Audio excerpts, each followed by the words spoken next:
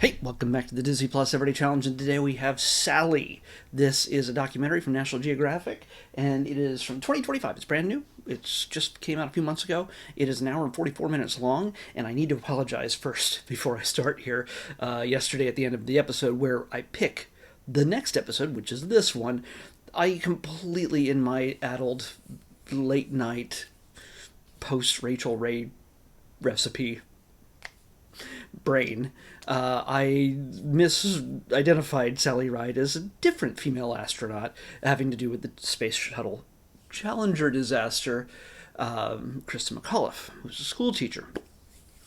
That is completely wrong, and my if I didn't address it, it would drive me nuts. And I almost re-recorded yesterday's video just to do that. And I just said, nope, I'm going to leave it. It's a mistake. And I'm sorry. But Sally is what we're talking about today. Sally Ride, who is the first American woman in space. And she comes, you get to hear her story. And her story was not fully told until the day she died. Well, that happens with most of us, but in the case of her secret life, it was revealed when she passed in 2012 of pancreatic cancer that she had a secret relationship with Tam O'Shaughnessy, a woman for the last 27 years. So, yeah, it was kind of a big deal. This is a woman who has been such an influence on the science and astronaut and space community, NASA, being the first woman in space, first American woman in space. Obviously, the Russians did their share of stuff, but this is a woman who stepped into a role amongst many other women who were qualified and tried to, earn that spot to be that first woman in space. But Sally Ride was the one to do it. And that whole time, she was hiding a very humongous secret that in the 70s and 80s especially, we weren't a culture that could actually look at a person who was a lesbian and treat them like a human being. We're having a hard time of it now, still, somehow. But this was the struggle of Sally Ride, told through the people who knew her best, specifically Tam O'Shaughnessy, her partner of 27 years, who she got permission from Sally before she passed to be able to talk about this after she's gone. And in this case, they made a bit of a documentary that I have to admit that I didn't know until I watched this. And there was I guess there were rainbows in the icon, the whatever you call it, the thumbnail. I didn't think of that. I just thought it was like a 70s 80s kind of style ish to throw onto the image. But no, this has to very much do with her young life, all the way down from when she first met Tam when they were like 11 and 12, 12 and 13 years old, playing tennis when they first became friends. And it was a very long time, well, I don't know if it's a very long time, but it was long enough time before they became actual partners. And even then, through all that time, even when Sally Ride got married to another astronaut, which was, in some ways, many people believe, including her ex-husband, that it was a lot of it was a way to deflect any kind of question, so that she could continue on doing the things she did, the things she loved, working the space program, and working in the realm of having the respect of being part of the space program, even after the Challenger disaster in 1986, when she was part of the committee that kind of grilled those people in what went wrong. What were the reasons? What was the things that were not checked right that caused the Challenger explosion to happen? And she hesitated, wanting to ever go back up into space again. But she channeled her energies towards a foundation that would allow young kids to be taught STEM and science and technology and math. Oh, what's the E is what? electronics and math.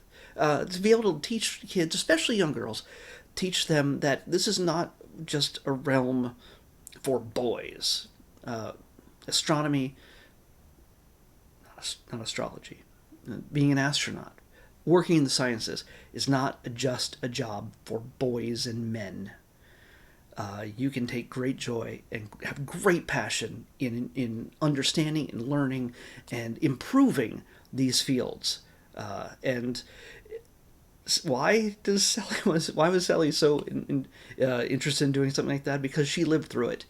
You have to understand that there's some really cringy parts of her story where when finally they had chosen a woman, her, to be part of a mission to go into space, whether it was her or not, the people who were working at NASA didn't exactly know how many tampons she might need while she's in space for a week and a half or so. They didn't know how to pack their toiletries bag for her. They just did it for the shaving kit for the men. But maybe she likes some makeup? Maybe she wants some perfume? Powder her nose?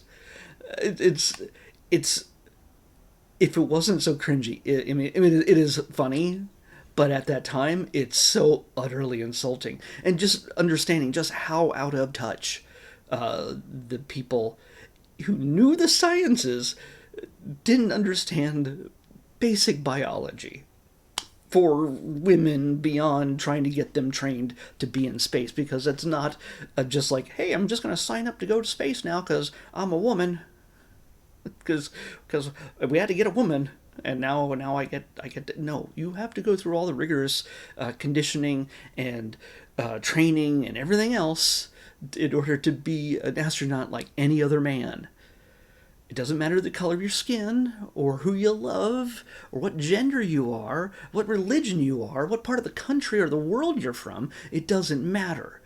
You go through the same rigorous training, and if you pass, you move on. If you don't pass, sometimes you don't, or you kind of be put in reserve until it's your turn to jump into that seat. But she was passionate about everything she loved in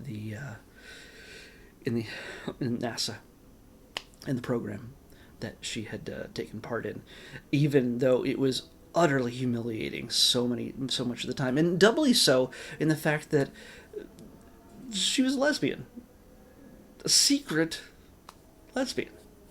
And everybody's like, well, how do you think are you thinking about having kids? Have you thought about having, not that she can't have kids, but I'm just saying that all these questions were do you think when you get up there, you might cry? Like, why aren't you asking the guys these questions? And it's, again, a lot of you look at some of the early news things regarding women and space and how they're depicted. Even Star Trek is depicted in this scene. Well, V'ger, I think it was V'ger that ended up on the Enterprise and looks at Uhura and goes like, that one's full of emotions, and yeah, and Spock has to correct the machine to say, that's a woman. And she's no less than any of us.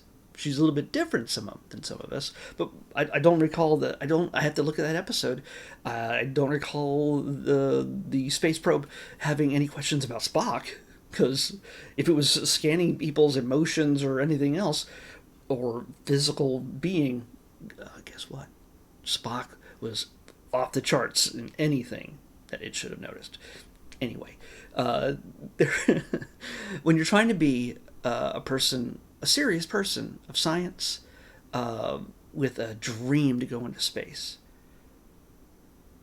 and you realize that you're doing this in an environment that's first hostile to women, that is unfamiliar with women. It's incredibly misogynistic. It's incredibly sexist. And I don't know how even people who are that way now can watch the footage from this documentary and not also go, whoa, that's that is pretty sexist. It is incredibly sexist. It's not funny, ha ha. It's just, it, yeah. The most misogynist person you know would probably go, that might be a little bit too far, or they might not and go, we should get back to that. I don't know, but yeah. And to make it worse, the fact that she was gay, and so many of the expectations, so many of the questions, so much of the framing of who she was as a person. It rarely ever focused on her expertise, her knowledge, her skills as a human being, more than you're gonna go back in the kitchen after this. That's practically what the question sounded like. The media back then was, ugh, so cringy. If you want to understand what it is for these two women and others, so many others, especially considering there's an appearance by Billie Jean King, who lost everything the moment that she was outed as gay. This is a woman who is a beloved tennis player, and in every way, all of her ads, her ad sponsorships, everything dried up the moment somebody heard she was a gay.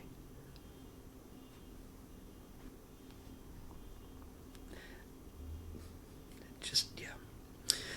So, and so imagine being the woman who broke, as they say in this, who broke the highest ceiling. There's no higher ceiling, at least physically, in a man's world than being an astronaut. And since her, there have been many female astronauts, many women in space, and that's fantastic. And I hope there are many, many more. And they do not have to deal with the BS that Sally first went through because of Sally. And also women who happen to love other women. Men who happen to love other men. That they don't have to live through that kind of just horrible stuff. Just because they don't fit the standard mold. And again, for so long, the only people in space were white men. Who else could do such a thing? There's one point, there's an announcer on the news stating, oh, we have about this many white men, 6 blacks, and an oriental. Oh, and 7 women or something. Like, he just threw out a bunch of different demographics. But it sounds so 1960s, 70s era. And it was probably the 80s. So just made it all the more embarrassing. I definitely, if you're sympathetic, empathetic, if you're interested in understanding what people go through in order to survive when they are also gay, LGBTQ plus, all of it, when it comes to all of it, if you want to understand, walk in their shoes, watch this documentary. It doesn't cover everybody's story, but this covers the story of at least 2 main women, one of which was the most famous woman for a time. The most famous woman in the world for a time. And the amount of struggle and pain and shame and fear actually, not shame, but fear of anybody finding out who she was and having everything torn away from her.